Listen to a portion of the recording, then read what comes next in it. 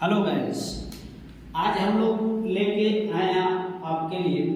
आज आपका जो सिलेबस है, आज हम लोग बात करेंगे लेजर क्रिएटेशन के नियम पे। लेजर क्रिएटेशन का नियम क्या होता है, या हम कहें कि किसका किसका हम लोग को लेजर क्रिएट करना होता है। सबसे पहले हम इसकी बात करेंगे कि हम लोग को किसका किसका लेजर बनाना चाहिए, किसका किसका लेजर नहीं बनाना चाहिए। इस बात को ध्यान में रखते हुए मैं कई बार देखा हूँ बच्चों को बताते हुए कि वो गलत गलत लेजर बना देते हैं और गलत एंट्री करना स्टार्ट कर देते हैं। तो उसी चीज को दूर करने के लिए आज हम आपके लिए लेके आए हैं लेजर क्रिएटेशन का नियम।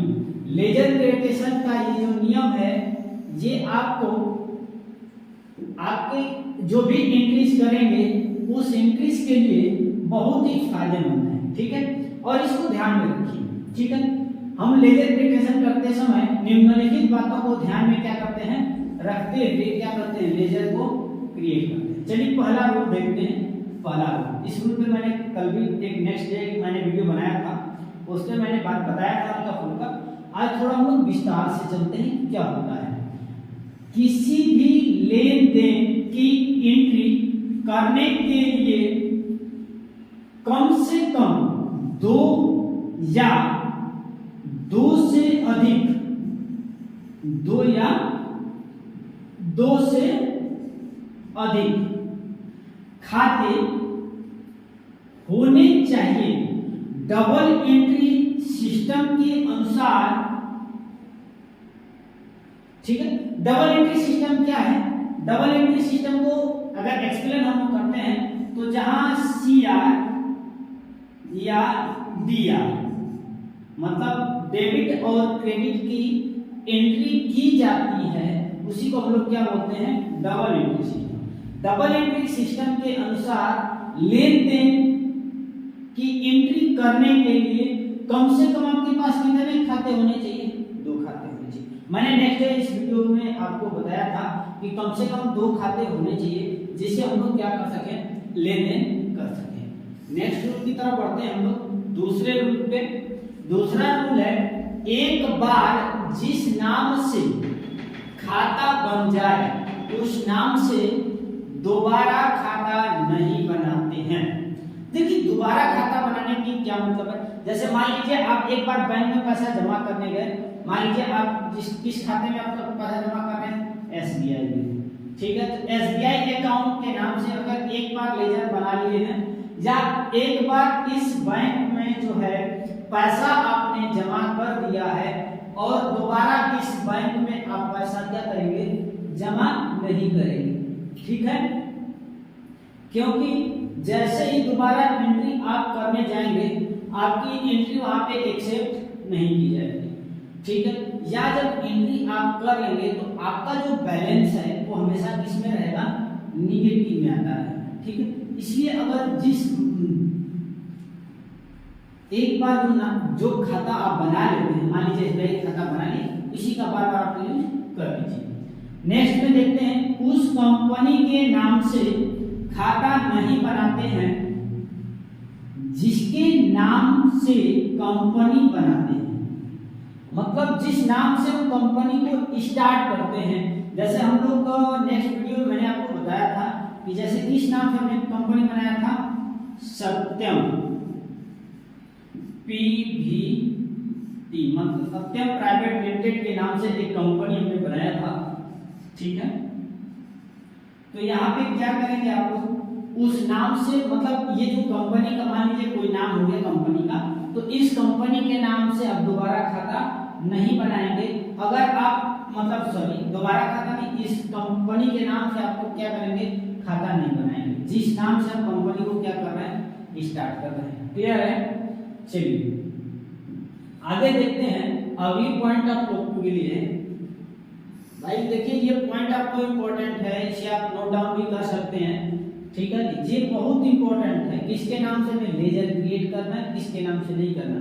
अगर ये आपको क्लियर रहेगा तो आप कहीं भी अकाउंटिंग का आराम से कोई भी प्रोग्राम कर सकते हैं या किसी भी डाटा एंट्री में काम कर सकते हैं। तो ध्यान से देखिएगा। ठीक है, अगला पॉइंट देखते हैं, यदि कंपनी का एक ओनर है, मतलब कंपनी में कितने मालिक हैं, एक ओनर, तथा वह कंपनी में पैसा लगा देता है तो उसके नाम से लेजर नहीं क्रिएट करते हैं, और वह लेजर कैपिटल अकाउंट के क्या करेंगे, नाम से क्लियर कर लेंगे। ठीक है, मतलब जिस नाम से हम लोग क्या कर रहे हैं, जिस नाम से जो ओनर है, अगर वह कंपनी में पैसा लगा रहा है, पूरा पैसा कंपनी में क्या कर रहा है, ओनर लगा रहा है, तो भैया कंपनी के नाम, कंपनी का वो सर्वेसर्वा मालिक हो गया, तो उसके नाम से भी हम लोग लेजर नहीं बनाएंगे। वो लेजर किसके नाम से बनाएंगे, कैपिटल। कैपिटल का अर्थ होता है पूंजी। अगर जो लोग पीछे के प्रीवियस के वीडियो नहीं देखे हैं वो वीडियो देख लेंगे। ठीक है, टाइप ऑफ बिजनेस का जो वीडियो है उसको देख लेंगे, और आपको लायबिलिटीज का एक वीडियो बना होगा उसको भी देख सकते हैं, क्योंकि उसमें आपको सारी चीजों को एक्सप्लेन की गई है। अगला पॉइंट देखिए, अगला जो पॉइंट है, यदि कंपनी में एक से अधिक ओनर हैं और वह कंपनी में पैसा लगा रहे हैं तो उसके नाम से खाता बनाएंगे जितने भी कंपनी में ओनर हैं। मतलब कंपनी में यदि एक से अधिक ओनर हैं तो सबके नाम से अलग अलग खाता बना लीजिए। जैसे राम कैपिटल अकाउंट और सुरेश कैपिटल अकाउंट, मतलब ये क्या है, दो ओनर हो गए, मतलब इनकी जो कंपनी है वो किस पे चल रही है, पार्टनरशिप पे। किस पे, पार्टनर।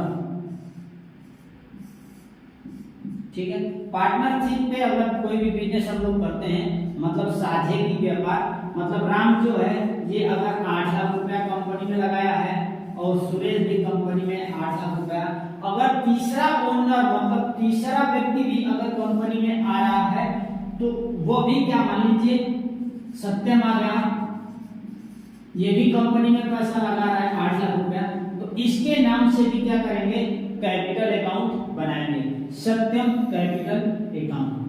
क्लियर है, राइट। चलिए अगला पॉइंट हम लोग देखते हैं। ठीक है, अगले पॉइंट पे अगला पॉइंट है, जब ये आपका छठवां पॉइंट है, यदि किसी बैंक में कैश जमा निकाला एक बैंक से दूसरे बैंक में ट्रांसफर कर रहे हैं तो उसके नाम से खाता बनाएंगे। अगर मान लीजिए कंपनी में क्या है, कंपनी जो है किसी भी बैंक से, मतलब मान लीजिए आपका यूबीआई बैंक से क्या कर रही है, जमा कर रही है, डिपॉजिट कर रही है और पैसा विड्रॉल कर रही है, या एक बैंक से दूसरे बैंक में क्या कर रही है, ट्रांसफर कर रही है। मान लीजिए यूबीआई से क्या कर रही है, एसबीआई में ट्रांसफर कर रही है। दोनों के कंडीशन में, ठीक है, मतलब किसी कंडीशन में आप क्या करेंगे, उसके नाम से ही खाता बनाएंगे। मान लीजिए एसबीआई का अगर आपका अकाउंट है तो इसी से आप डिपॉजिट करिए या विड्रॉल करिए, या एक बैंक से दूसरे बैंक में कैश को ट्रांसफर कर दीजिए, हमेशा किसका लेजर बनेगा, एसबीआई बैंक का बनेगा। क्लियर है। चलिए आगे देखते हैं, नेक्स्ट पॉइंट में हम लोग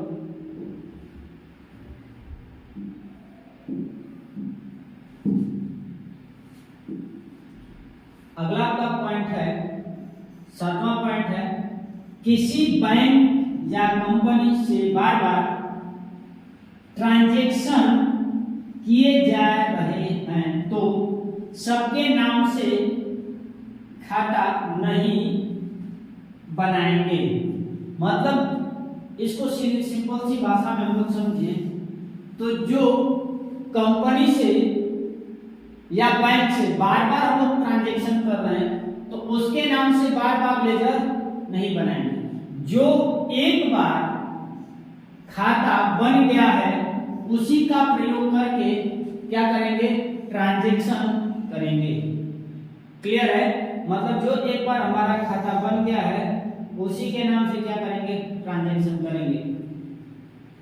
ठीक है, किसी बैंक से लोन लेने पर उस बैंक के नाम तथा कैश का प्रयोग करेंगे। ठीक है, ये थोड़ी लंबी टॉपिक हो गई। जैसे आपको यहाँ पे एग्जांपल के तौर पे भी दिया गया है, यहाँ पे देख लीजिए SBI लोन अकाउंट। यदि किसी भी बैंक से हम लोग क्या करते हैं, लोन लेते हैं तो उसी बैंक के नाम से हम लोग एंट्री करेंगे जिसे लोन ले रहे हैं। अगर मान लीजिए आपका सेविंग अकाउंट भी SBI बैंक में है, ठीक है, और ये आपका सेविंग अकाउंट हो गया और SBI बैंक से लोन भी आप क्या कर रहे हो, ले रहे हो। ठीक है, तो जैसे ही SBI बैंक से आप लोन ले रहे हो और क्या कर रहे हो, SBI बैंक में आपका सेविंग अकाउंट है।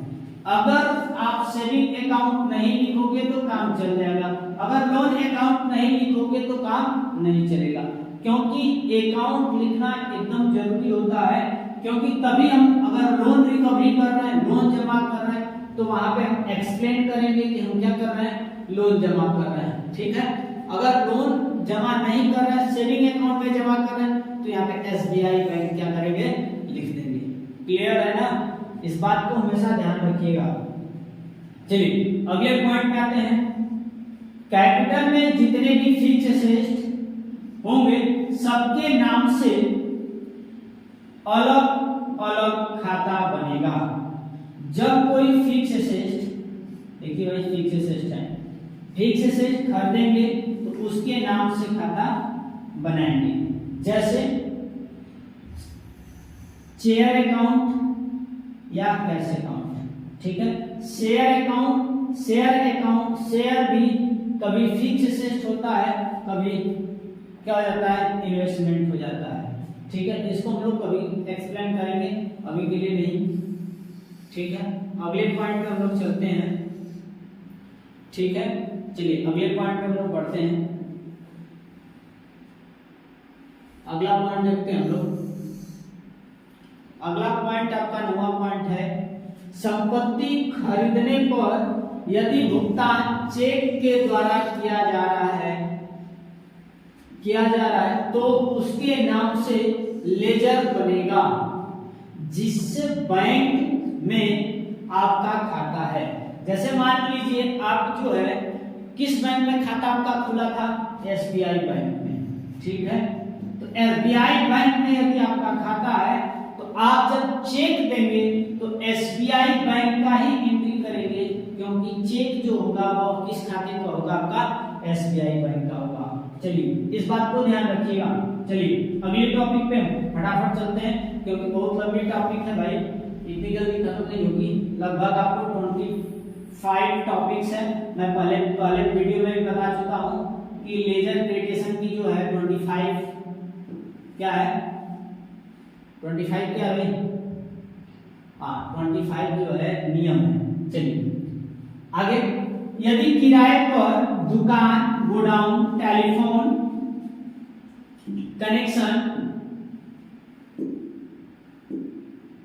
कनेक्शन के लिए सिक्योरिटी मनी दे रहे हैं तो उसके लिए अलग से खाता बनाएंगे। मान लीजिए यदि आप कोई भी गोडाउन, मान लीजिए एक आपको क्या लेनी है, शॉप लेनी है। ठीक है, अगर कोई आपको शॉप लेनी है तो इसके लिए जो डिपॉजिट हम लोग जमा करते हैं, मतलब जो डिपॉजिट होता है किसी भी बैंक, जो किसी भी दुकानदार जो होते हैं, जितने भी दुकान के मालिक होते हैं, वो कहते हैं भैया हमको पहले क्या चाहिए, डिपॉजिट चाहिए। क्या चाहिए, डिपॉजिट चाहिए।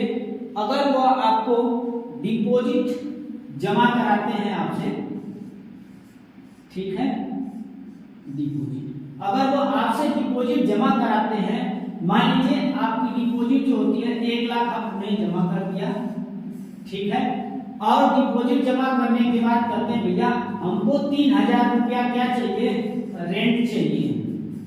ठीक है, तो डिपॉजिट अलग होता है और रेंट अलग होता है। ठीक है, जैसे हम इनकी दुकान को क्या करते हैं, छोड़ते हैं, तो ये जो 1 लाख रुपया हमने डिपॉजिट दिया था वो हमारा 1 लाख रुपया वो क्या करते हैं, मालिक जो होते हैं शॉप के, वो हमें वापस दे देते हैं।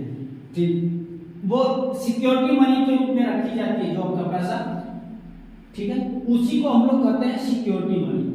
यहाँ पे आपको एग्जांपल के तौर पे दिया गया है, इसको हम लोग देख लेते हैं। ठीक है, जो टॉपिक जिस भी स्टूडेंट को नहीं समझ में आएगी वो कमेंट बॉक्स में जरूर लिखेगा, सर हमें ये टॉपिक नहीं समझ में आई, कृपया फिर से एक्सप्लेन करें। तो इसको हम लोग फिर से एक्सप्लेन करने की कोशिश अगले वीडियो में करेंगे। ठीक है, चलिए आगे हम लोग बात करते हैं लेजर कैसे बनाएंगे। भाई देखिए, लेजर किस नाम से बनाएंगे आप उसको ध्यान दीजिए। बनाएंगे सिक्योरिटी मनी गोडाउन अकाउंट कामा कैश अकाउंट। ठीक है, ये आप लेजर इस नाम से बना सकते हैं, सिक्योरिटी मनी गोडाउन अकाउंट। ठीक है ना, ये पूरा एक नाम से लेजर आपका यहां से यहां तक बन जाएगा। ठीक है ना, चलिए आगे हम लोग देखते हैं अगले कड़ी में। अगला पॉइंट आपका है, यदि लिए गए लोन पर इंटरेस्ट दे रहे हैं तो उसके लिए अलग से खाता बनाएंगे। भैया ये बहुत इंपॉर्टेंट टॉपिक है, इंटरेस्ट क्या होता है।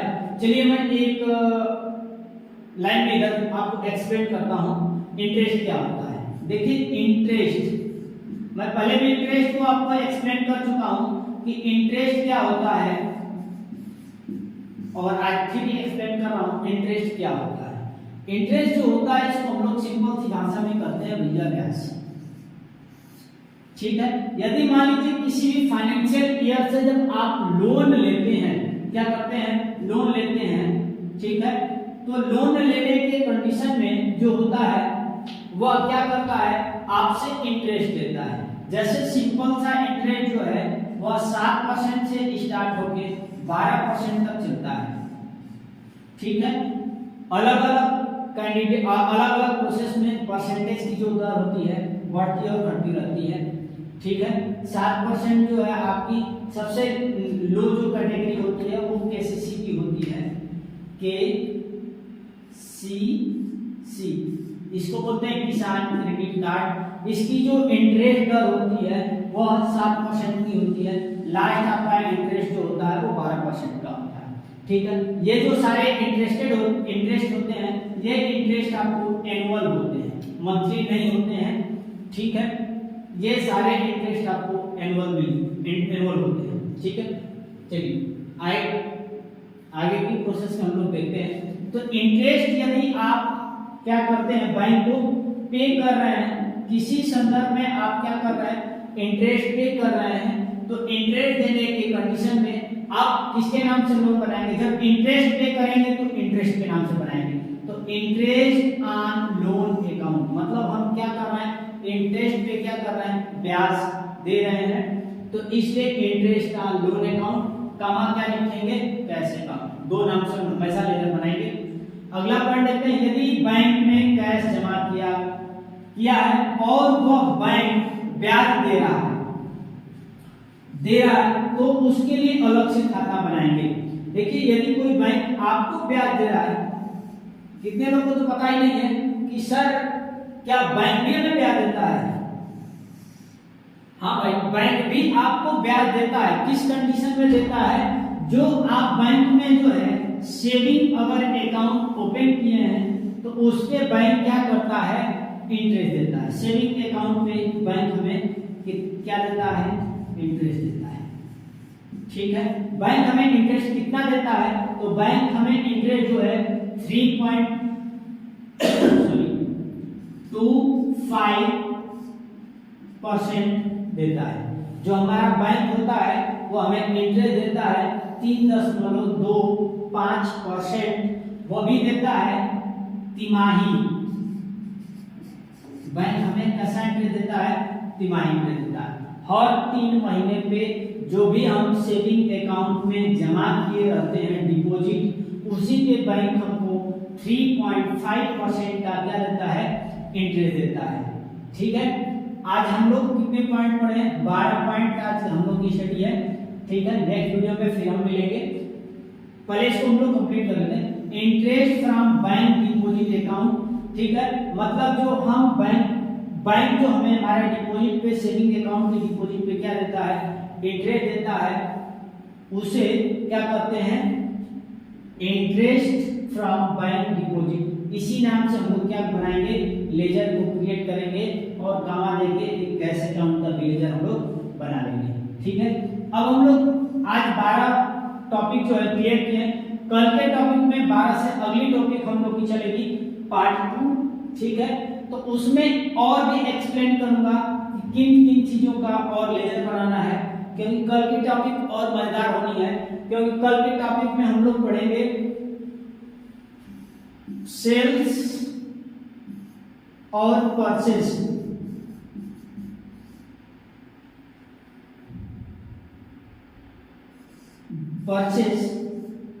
ठीक है, ये दो जो टॉपिक हैं उनके कल हम लोग क्या करेंगे? सेल्स और परचेज के जो टॉपिक हैं उनको हम लोग कल के डेट में स्टडी करेंगे, क्योंकि ये सबसे इंपॉर्टेंट टॉपिक होती है सेल्स और परचेज की। ठीक है, और इन्हीं लेजरों को क्रिएट करते समय हमें बहुत केयरफुल ध्यान रखना पड़ता है कि हम जब सेल्स या परचेज का लेजर बनाएंगे तो उन्हें किस ग्रुप में रखेंगे। इन चीजों को बहुत ही ध्यान में रख के परचेज और सेल्स का क्या करते हैं? लेजर क्रिएट करते हैं। ठीक है, तो इसे कल की वीडियो में हम लोग देखेंगे लेजर, परचेज और सेल्स के कंडीशन में। आज के लिए इतना ही, और इस चैनल को आप लोग सब्सक्राइब करिए और शेयर करिए ताकि अधिक से अधिक लोग इसको क्या कर सकें? पढ़ सकें। आज के लिए इतना ही, धन्यवाद।